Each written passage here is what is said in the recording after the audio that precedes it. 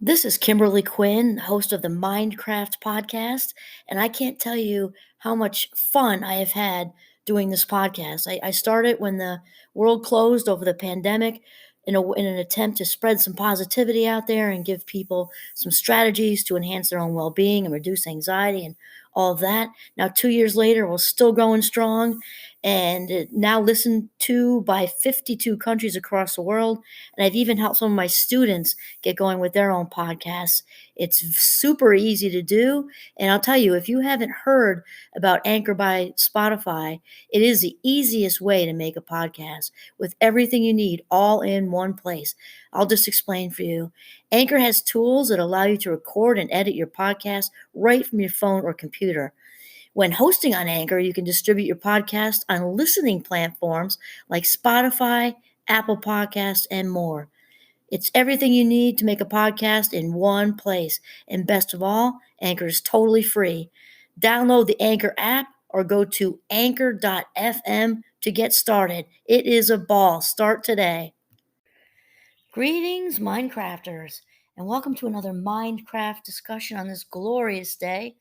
This is Kimberly Quinn, and I am just elated to have this talk with you today about the monkey mind. And I'll tell you, um, I think I've mentioned I'm kind of immersed in Jay Shetty's Think Like a Monk book. It's just so good. I can't say enough about it. Anyway, he does a part on here about the monkey mind. And those of you who've been listening to podcasts know I've devoted lots to the monkey mind. And in the course Mindcraft that I teach at Champlain College, I devote one of the classes within the course. I devote the whole thing to the monkey mind. They have articles, and we do strategies to manage it and such. And so when I was kind of clipping through the book, there it is, the monkey mind, and he makes some good analogies here that I wanted to sort of add to what we've already been talking about. So this is just a little bit that Jay. I would love to meet this guy. I think we have a lot in common. Anyway, sometimes like even if you don't like if you're reading something by somebody or you see them, doing a like an interview or a podcast or something on the computer or TV, and you just don't you sometimes just think like, wow, I could spend 3 hours in a bistro having lunch with that person and not have one bored second. Like the conversation would just flow and be enriching. And anyway, I feel that way about Jay Shetty. I'd love to meet him. All right, so he says in the Hito Padesa, I don't know if I'm pronouncing these Sanskrit words properly, but anyway, an ancient Indian text by Narayana. There we go. The mind is compared to a drunken monkey that's been bitten by a scorpion and haunted by a ghost. So he goes on to talk about how humans we have roughly 70,000 separate thoughts each day, and I'm guessing that's probably pretty accurate because anybody, well, all of us, right, who have been walking around enjoying this life on this planet and have real we've all experienced, I think, just those thoughts just flying across our heads. And I think of a friend of ours who was down doing some research in Costa Rica. I remember her talk with graduate students. I remember her talking about being down there, or was it Brazil? Anyway, somewhere in South America, one of those. It was one of those two. And she talked about being in the tents and the rainforest and everything. And they came back from their excursion to go do whatever they were doing, and the howler monkeys had invaded their camp. And she said that they're little, but they just fly around swinging from one vine to the next. Or in the tent, they wiped out the Oreos, and they were just screeching. "Bah, bah, bah," that's what I picture when I picture the monkey mind, is just monkeys just swinging from vine to vine in our minds, and with that shriek that howler monkeys have. And interestingly, when we talk about the monkey mind, we talk about being in the present moment because that's where life is. Life is in the now, not in the before and not in the later, right? Life is in the now. And Jay talks about this German psychologist. His name is Ernst Poppel. He's also a neuroscientist, I guess. And he talks about how our minds are only present in time for about 3 seconds at a time. And he says that after that, our brains are thinking forward and backward, filling in ideas about present time based on what we've already experienced and the anticipation of what's to come. And I found that very interesting and also probably very accurate. If we just go through our day and think about it, how long are you actually in the here and now before your mind goes someplace else?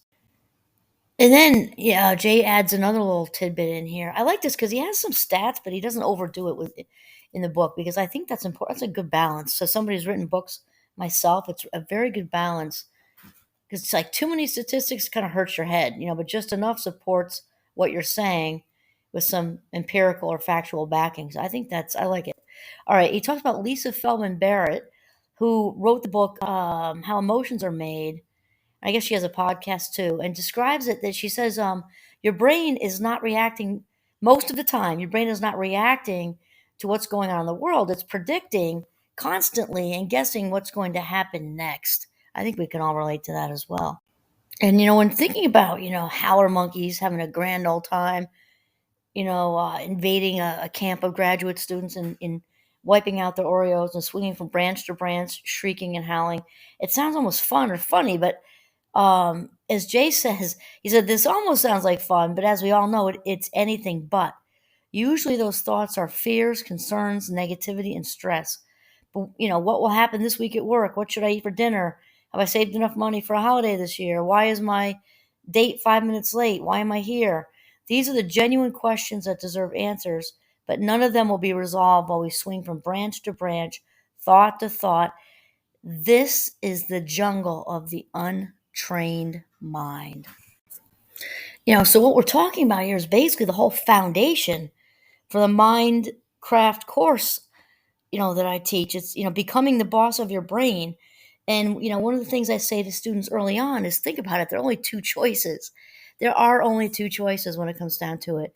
Either we control our thoughts and then they fill in the rest, or our thoughts control us. And then I'll ask them which is more pleasant.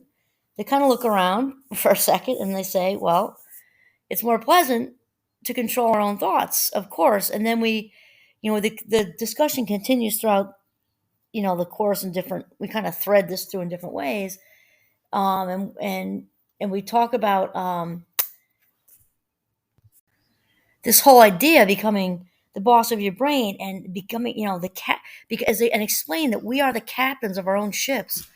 The artist with this blank canvas. And I think sometimes it's a real revelation for students to realize that we can actually, we kind of wake up as choice making machines. We really do. And we can paint that canvas however we want. Do curveballs happen? Yes, of course they do.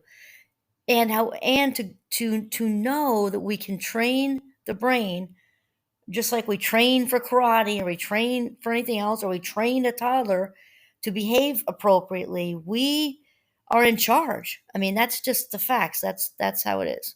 And then Jay talks about, he says, the Dhammapada is a collection of verses probably collected by Buddhist disciples. In it, the Buddha says, quote, as irrigators lead water where they want, and archers make their arrows straight, as carpenters carve wood, the wise shape their minds, end quote. I love that. The wise shape their minds. True growth requires understanding the mind. He said it is the filter, judge, and director of all of our experiences. But as evidenced by the conflict I felt, we talked about an earlier part, it was when he took a shower in the woods and it was all muddy. He said, we are not always of one mind. The more we can evaluate, understand, train, and strengthen our relationship with the mind, the more successfully we navigate our lives and overcome challenges.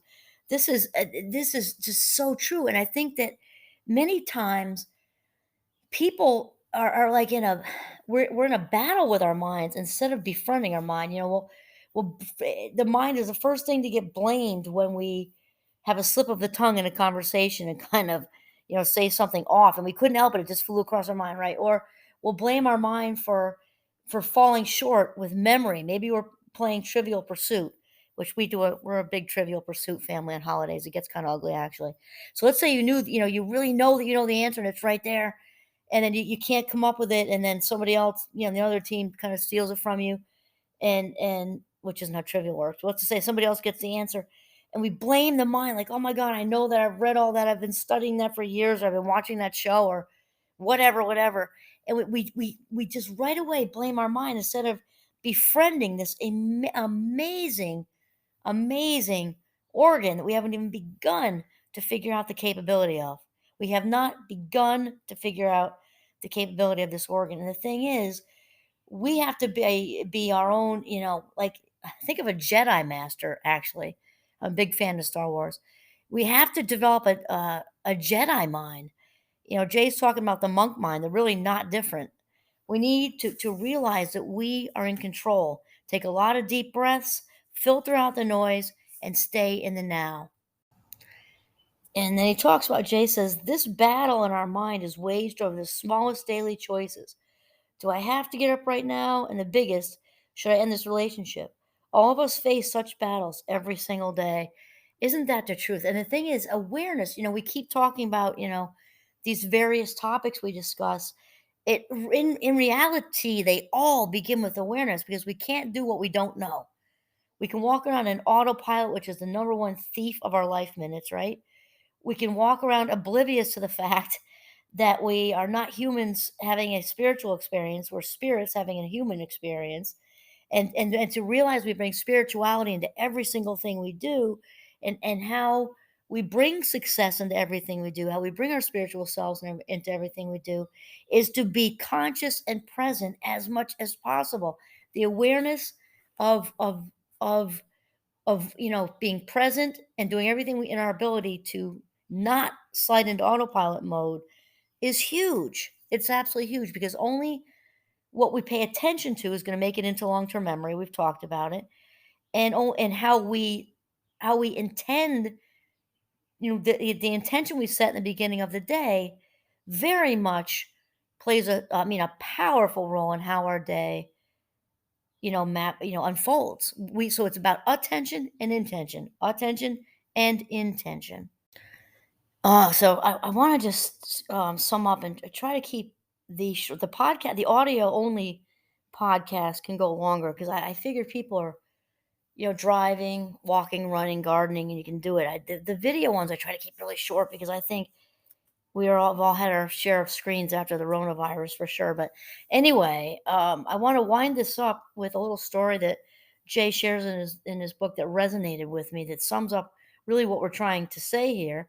And this is a story. He says, little story he shares. He says, a senior monk once told me an old Cherokee story about these dilemmas which all of us agonize over. An elder tells his grandson, every choice in life is a battle between two wolves inside us. One represents anger, envy, greed, fear, lies, insecurity, and ego. The other represents peace, love, compassion, kindness, humility, and positivity. They are competing for supremacy. Well, which wolf wins? The grandson asks. The one you feed, the elder replies.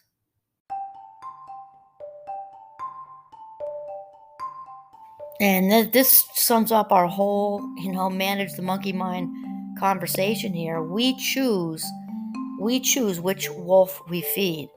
We have the authentic self and its evil twin, the ego. And the ego's tempting. The ego tempts us all day long to be filled up with all the false things that give it that quick fix, external approval and appreciation and kudos, also fear, blah, blah, blah, blah, blah, blah, blah, versus the authentic self. So whichever wolf we choose to feed, the authentic one or the authentic wolf or the ego wolf, this is what will thrive and grow and prosper.